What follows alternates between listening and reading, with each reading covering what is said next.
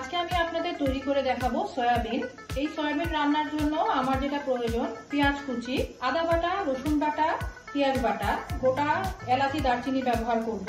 আর মশলা add করবো হচ্ছে জিরা গুঁড়ো, ধনিয়া গুঁড়ো, হলুদ গুঁড়ো, শুকনো মরিচের গুঁড়ো, সাথে দিয়ে দেবো তেজপাতা, কাঁচামরিচ, শুকনো মরিচ।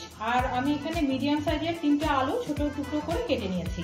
এখন আমি সয়াবিন গুলোকে গরম পানিতে হালকা একটু লবণ দিয়ে আগে সিদ্ধ করে নিব 5 থেকে 7 মিনিটের মতো। লবণ দেওয়া পানিতে আমি এখন সয়াবিন গুলো সিদ্ধ করে নেব। আমি যে সয়াবিন গুলো সিদ্ধ করে নিয়েছিলাম সেগুলোকে আমি ভালো করে ঠান্ডা জল দিয়ে ধুয়ে এটাকে চিপড়ে আমি এখন এটাকে আদা বাটা, শুকনো মরিচের গুঁড়ো, হলুদ গুঁড়ো আর সামান্য পরিমাণ লবণ দিয়ে এটাকে ম্যারিনেট করে আমি এখন এটাকে ভেজে নেব। একটি পাত্রে আমি এখন দিয়ে দিচ্ছি তেজপাতা, গোটা গরম মশলা, এলাচি দারচিনি, দিয়ে দিচ্ছি পেঁয়াজ কুচি। পেঁয়াজটাকে আমি এখন ভালো করে ভেজে নেব। পেঁয়াজ ভাজা হয়ে গেছে, আমি এর মধ্যে মশলাগুলো অ্যাড করে দেবো। আদা বাটা, রসুন বাটা, পেঁয়াজ বাটা, জিরা গুঁড়ো, ধনিয়া গুঁড়ো, হলুদ গুঁড়ো, শুকনো মরিচের গুঁড়ো।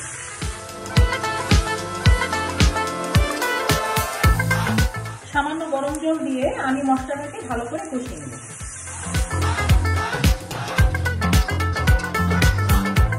দিয়ে দিচ্ছি পরিমাণ মতো লবণ। লবণটা আমি একটু কমই ব্যবহার করবো, সয়াবিনটা সিদ্ধ করার সময় আমি তখন লবণ অ্যাড করেছিলাম।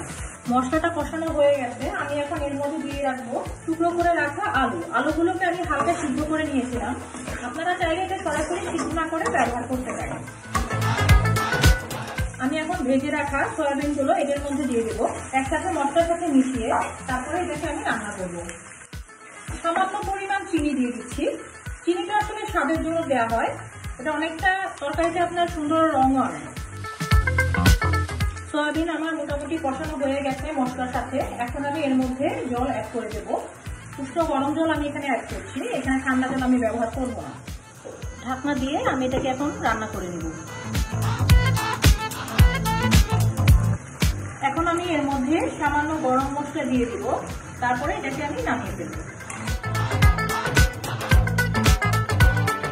নামানোর আগে আমি এর মধ্যে 1 টেবিল চামচের মতো ঘি দিয়ে দিচ্ছি। আপনারা চাইলে এটা নাও দিতে পারেন, এটা অপশনাল। সয়াবিন রান্না হয়ে গেছে। যদি আমার ভিডিওটি আপনাদের ভালো লেগে থাকে কাইন্ডলি কমেন্ট করে জানাবেন। ধন্যবাদ।